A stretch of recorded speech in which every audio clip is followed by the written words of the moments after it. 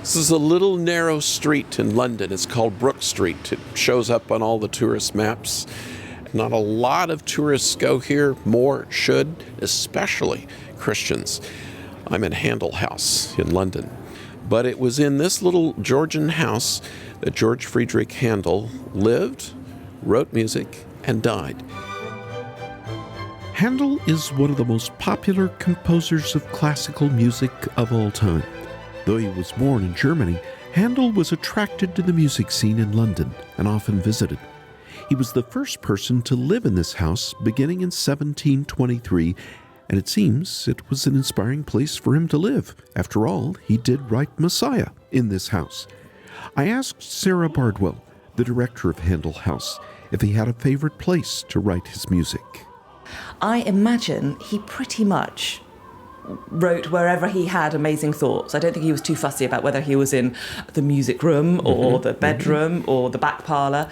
So, and he wouldn't have necessarily been sitting at a harpsichord to compose. Not necessarily, no. I think he heard the music in his head. I think it was all about him all the time. He wrote at a table, with a quill, as you might imagine. And there's a wonderful story actually about him here in the bedroom when the servant came in when he was in the middle of writing Messiah. The servant came in one morning to find Handel in tears in his bed, apparently having just written the Alleluia chorus. And maybe that's why I found this house so inspiring. Handel's Messiah is a masterpiece that's been played around the world by the finest musicians in the greatest concert halls. But its birthplace is in this humble house. Perhaps that's why he never left his house when he wrote Messiah. The main reason we don't think he did was because he wrote it so quickly. He wrote it in 3 weeks in September 1741. So if you look at the score of the Messiah, it is so thick. Even if I was copying it out, I think it would take me 3 weeks. And of course, he was creating it. He was writing it.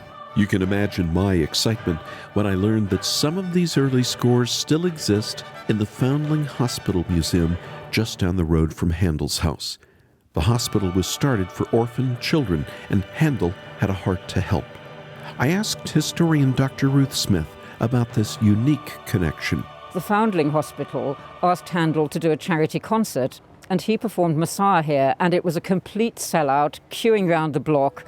He had to do a repeat performance, and then he very generously mounted performances here every year. And Messiah raised, in modern terms, well over $1 million for the Foundling Hospital. While visiting at the Foundling Museum, I met Catherine Hogg, who is the librarian for the Handel collection. Before she showed me the scores, she wanted me to see Handel's will. Catherine, I'm gonna lift this. Can you tell me what it is that we are looking at now?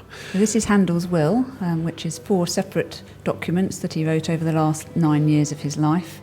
He specifically leaves the score and parts of Messiah to the hospital because he's been doing benefit concerts for them to raise money, and he realises if they don't have the score and parts, they won't be able to carry on because he provides the music every time. Oh, I see. And the music runs to over 1,000 pages for the entire orchestra, so it's quite a substantial donation. He leaves instructions that it all be copied out and given to the hospital. Handel was moved by Christian compassion to help needy children. And you see evidence of Handel's faith throughout his work, especially Messiah. I've enjoyed listening to this oratorio for most of my life, so when Catherine took me to her office to show me this historical treasure, I was excited. Catherine, I think we're looking at a score of Messiah here. You want to explain what we're looking at? Yes. So this is one of 3 volumes that were copied on Handel's instruction in his will. The total set of score and parts runs to over 1,000 pages. And we're looking at the last volume here. You can see the trumpet shall sound and the dead shall be raised. Famous aria. Yes, I've heard that. Yes. After looking at the original compositions, Catherine showed me a facsimile of Handel's working copy in his own handwriting.